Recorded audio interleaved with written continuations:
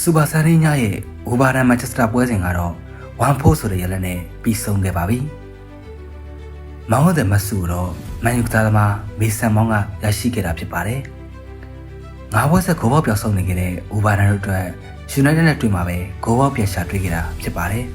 ။ဂိတ်ကြီးတို့တင်ဟာဂိုးပြတ်နဲ့နိုင်ခဲ့ပေမဲ့16သင်းဖန်တွေရဲ့လေတိုက်မှုကိုခံနေကြရတော့မှာပဲ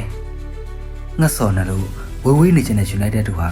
လဘာဘူးအသင်းနဲ့နေရာတော်တော်ဝေးအဆင့်6နေရာကိုရောက်ရှိနေခဲ့ပါပြီ။နှစ်တကူနေညမှာပဲယူနိုက်တက်ဟာဝူဘာရန်ကိုအိမ်ခွင်းအိုထရဖို့မှာပြန်လည်အခမ်းစားသွားမှာပဲဖြစ်ပါတယ်။အာမိုရင်ရဲ့နီးဗျူဟာတွေကတကယ်ပဲအလုပ်ဖြစ်လာခဲ့ပြီလားစောင့်ကြည့်ရပါဦးမယ်